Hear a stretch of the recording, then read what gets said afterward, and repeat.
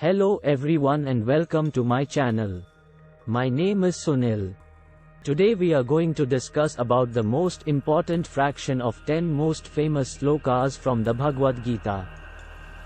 The Bhagavad Gita is a holy scripture in Hinduism that comprises 18 chapters and 700 verses. The Bhagavad Gita is a comprehensive guide to living a virtuous life and attaining spiritual enlightenment. It provides valuable insights into the nature of reality, the soul, karma, and the purpose of life. In this article, we will discuss some of the most famous slokas from the Bhagavad Gita in Sanskrit and their meanings. 1.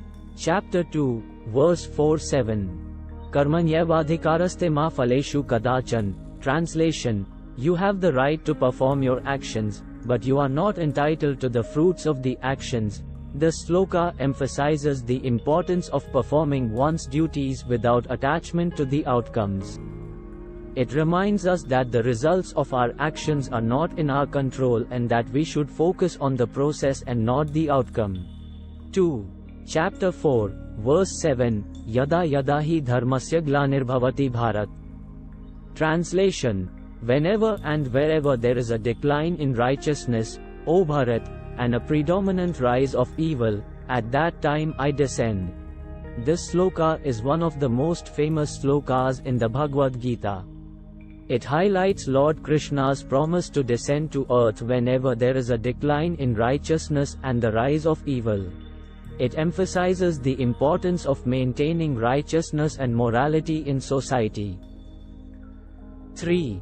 Chapter 2, verse 22. Vasasi jirnani yatha vihaya. Translation: As a person puts on new garments, giving up old ones, similarly, the soul accepts new material bodies, giving up the old and useless ones.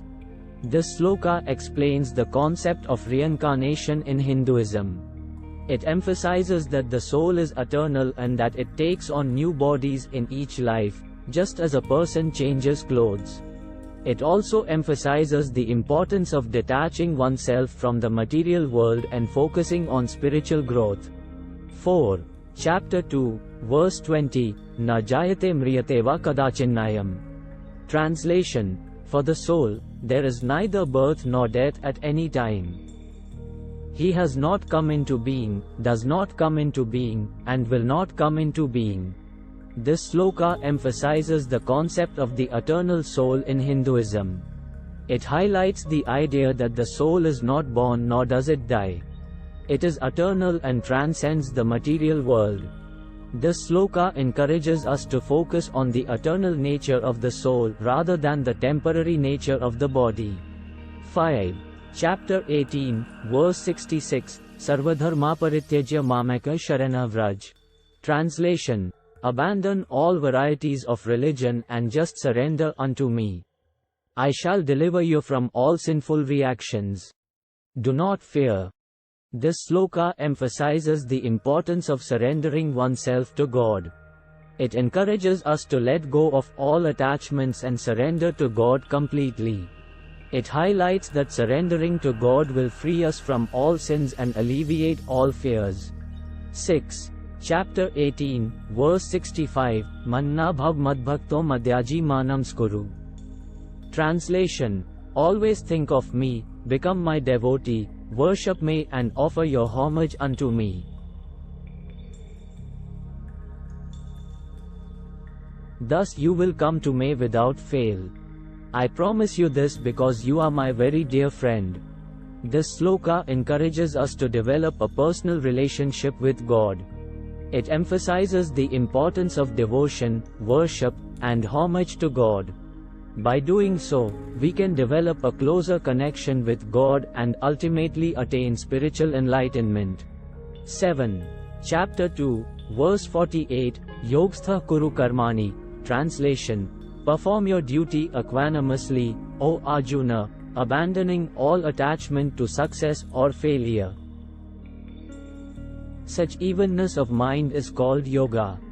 This sloka emphasizes the concept of karma yoga, which is the path of action without attachment to the outcomes.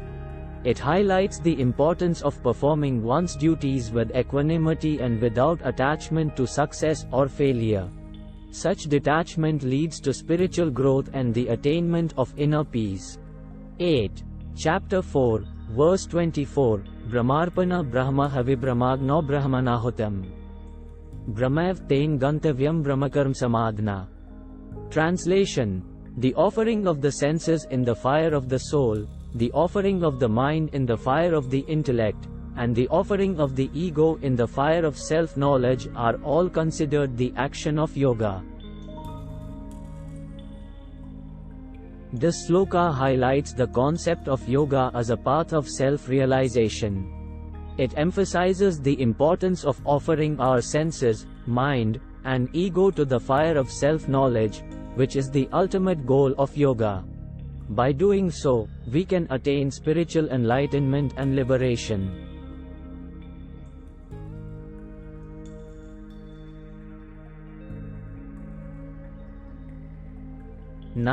Chapter 6, verse 5, Uddharedatmanatmanna natmanmav sadyet, atmav hyatmano bandhuramav ripuratman.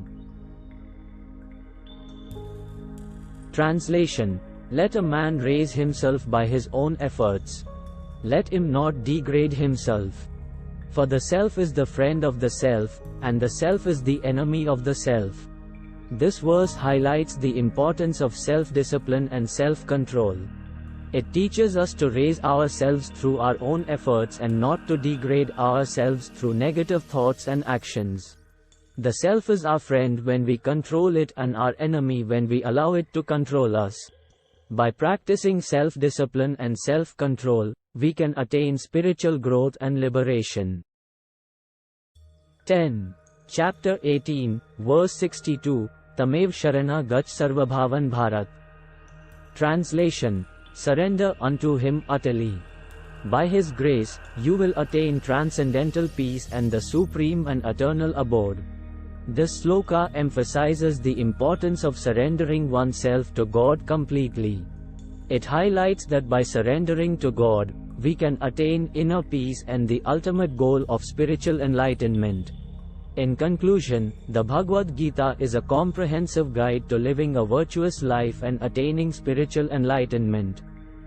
It provides valuable insights into the nature of reality, the soul, karma, and the purpose of life. The above-mentioned slokas highlight some of the most important teachings from the Bhagavad Gita and their meanings. By following these teachings and incorporating them into our lives, we can attain spiritual growth and the ultimate goal of liberation. I hope this video helped you to understand the philosophy of 10 verses of Bhagavad Gita. The slokas included here are not whole verse. I tried to discuss only the most famous part of it. I will come with more information and complete verses in the following videos, if needed. Please, like and subscribe to my YouTube channel.